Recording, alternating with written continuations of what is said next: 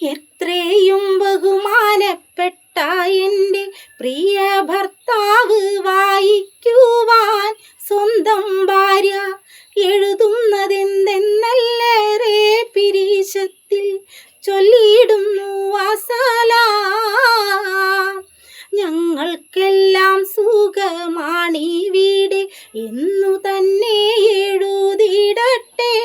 മാറുനാട്ടിൽ നിങ്ങൾക്കും അതിലേറെ ക്ഷേമമാണെന്ന് കരുതി സന്തോഷിക്കട്ടെ.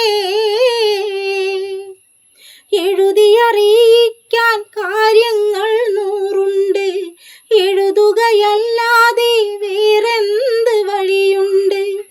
എന്മിഴികൾ തൂകും കണ്ണുനീരതു കണ്ട് എൻ കരൾ വേദന കാണുവാനാരുണ്ട്?